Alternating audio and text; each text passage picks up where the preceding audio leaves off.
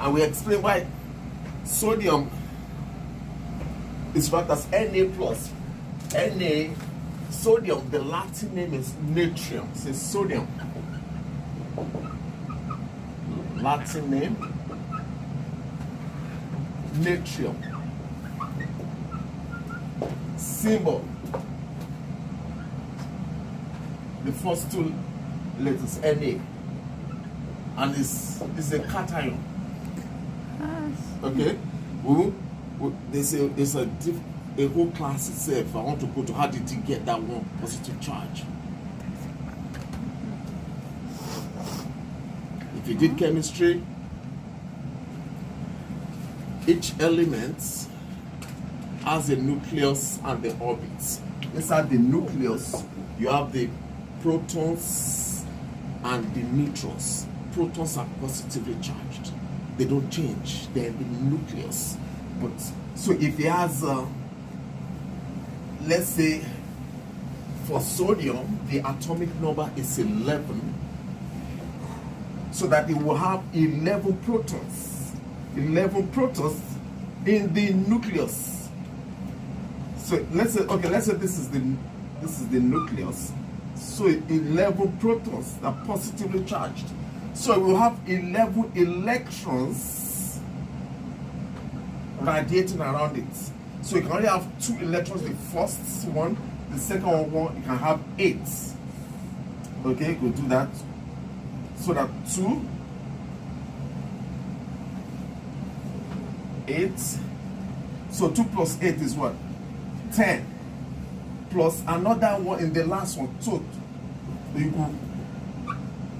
This is sodium. If you add all of them, it's 11. But because this outer one is unstable, because you can have up to 8 in the outermost orbit. So it interacts with another atom, chloride. Chloride in the nucleus is 2, 8, 17. It has 17 protons. So the first orbit, it has, all of them can only take 2.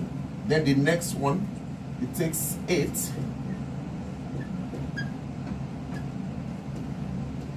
Two plus 8 is 10. So the last one, it takes 7.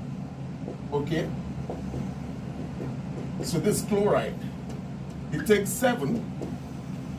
So that it needs 1 to complete the outer orbit. If it's 8, it's stable. Sodium too, if it's 8, it's stable. It has 1 extra. So it can easily give out that 1. This one needs 1 to complete 8. This one is to give out 1. So they form a good partner, right? This is sodium. This is chloride. So you have sodium chloride. So this is what happens, sodium chloride. So because this is an electron, the electron is negatively charged. So if it gives out, so it has the protons will not change. So protons is plus. Let's say it now gives this out to the chloride. The electron at the beginning was 11. But because it gives it out, it becomes 10. So 11 plus 11, add that to negative 10. Or you might say 11 minus 10. It remains 1 positive, right? That's how it ends up with the 1 positive charge. And the chloride still has 17 in the protons. It doesn't change. But now it has 1 extra electron. Electron is negatively charged. So it has 18 electrons. So for chloride, it has 17 protons plus minus 18. You might say 17 minus 18. Because the electrons are 18. Okay? That means it's all in 1. You understand?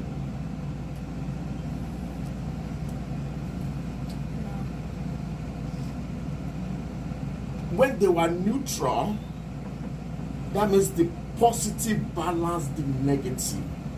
You have 17 positive, you have 17 negative. So it's like math. Okay, I get it. Okay, let's say you right now you don't owe me anything. Oh, if you love But- to but- hate, you're a hater. But if I give you $17 and you now give me back 18, that means I'm owing you $1. That's like I won't be okay. So this is what's happening here. Anyway, just take it for now. This is another one. That's chemistry actually, just basic chemistry. It's not real chemistry. It's in your book. It's in your book if you see, right? So all these one are cations: sodium, potassium. Why is potassium K? Miss Finch, why is potassium K plus? I don't know. I was being honest. What? So who's going to tell her? We're not focusing on this. The next class, if I ask you, are you sure you will know? Your attention is not here. I don't have to look at K your plus. Positively I don't- charged What is the... ions. Yes, we said the Latin name is what? Kalium. Okay, it's potassium, kalium, K plus. Okay. Okay. Now calcium is calcium. Calcium gave out 2, it became calcium plus plus. So these are cations, but negatively charged ions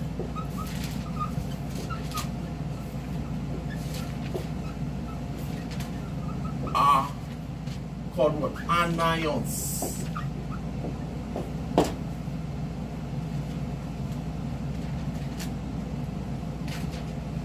Anions, example, chloride, bicarbonates. Okay, so those are anions.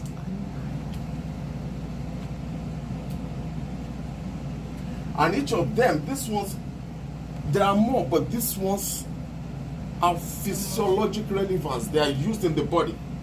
When somebody has diarrhea, we said the major work of the colon, large intestine, is to absorb fluid and electrolytes. That is these ones. But because in diarrhea, there's increased peristalsis. What's peristalsis? What's what? Peristalsis.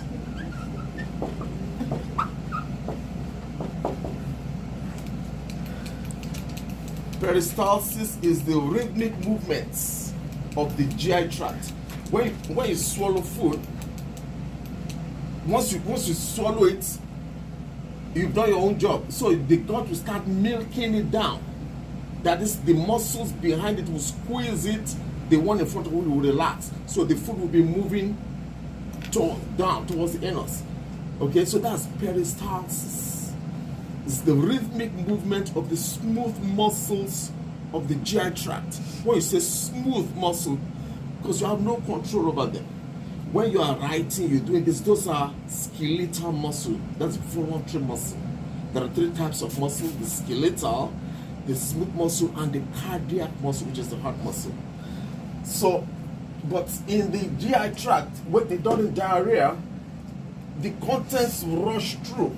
So there was no time to absorb the fluids and electrolytes. So that patient lost a lot of fluids and electrolytes. That's why they say don't just give them water, give them electrolytes. In fact, there are special such as Pedialyte and co. If you look at their body, if I were you, anytime you drink something now, you look at the contents. It's a chance to learn.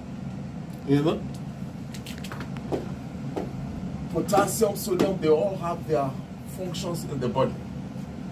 So sometimes a patient comes in, the doctor wants the electrolytes, and this one is telling you what kind of situations. They probably dehydrated or they can't poop or. Yeah. A dehydrated patient with gastroenteritis. What is the gastroenteritis? Break it down. Remember, I said anytime you hear a big word, just break it down. It should be fun for you actually. You know, gastro means what? Stomach, good. Enteritis, what's enteritis? What's entero? Intestine. Yeah, itis, you know, is inflammation. So that means inflammation of the stomach and the intestines. especially food poisoning, Campylobacter and cold. Staphylococcus food poisoning, patient will just be throwing up, vomiting, and diarrhea. In the book, the doctor will say NV. N means nausea, vomiting. Or say nausea and vomiting. You can say N and V. N and V, or you can say NV, nausea, vomiting, than diarrhea. So that patient will lose a lot of electrolytes, will be weak. So they will need to replace that.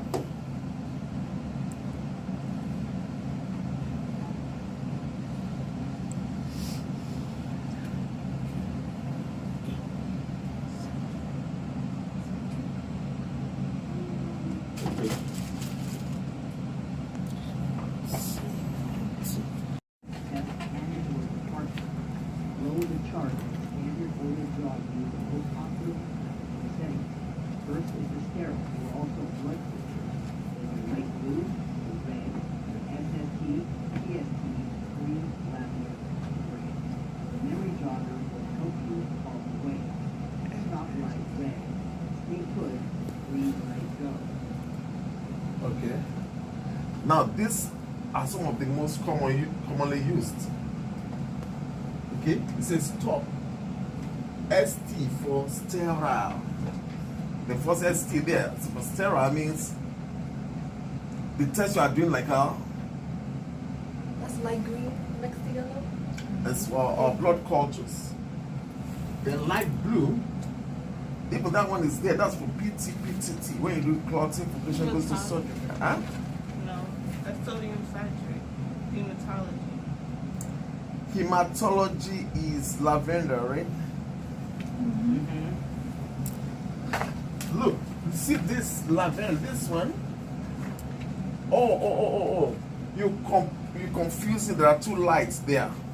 Okay. Okay? It says the first one says stop. This first one is light blue. This other one, the L is not for light, it's for lavender or purple color. That bottle is like a star in the clinic. There is no day you do not use it. CBC, complete blood count.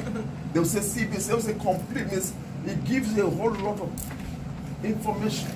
So there's almost that. In fact, I can bet you, out of 20 patients, almost at least 7 to 10 will have CBC. Once they have blood drawn, it will be one of it. Okay? Then the red top with the gel, because it gives the state of the kidney and the state of the liver. Those are two vital organs. So those two almost every day. One red top, one lavender. One red top, one lavender. But if that patient is going for surgery, my doctor said, I need to get this one because I'm going for surgery. The PTT checks the state of the clotting. Why? Because it's going to cut that patient. Imagine it cuts the patient and the patient doesn't stop bleeding. It's scary. So we want to make sure it's going to stop bleeding in time. That's what the light blue one, this was a PTT. And if you look at your book, it's about coagulation. It's about clot. You want to check the state of how the blood coagulates. So the PDF,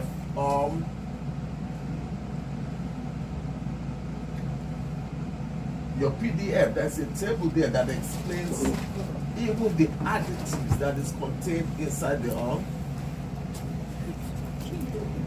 Yes. Yeah, I got that. You got that? The light blue is sodium citrate. Okay. The red is the serum. The gold is SST. Yeah.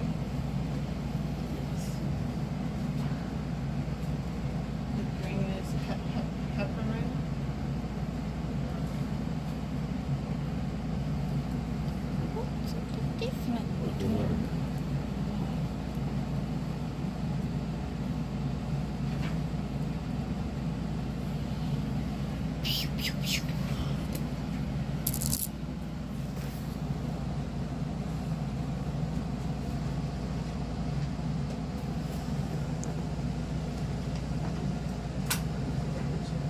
Okay, very good. You see this table here, for it to is very informative. It gives you the order here. The next column, what is inside it. In fact, that's a test question itself. There are some questions that are okay, what's inside this? Yeah. Then here it tells you what kind of test it is. That is this one for blood cultures. And you also use for DNA and co. Light blue for coagulation studies to see how that blood clots.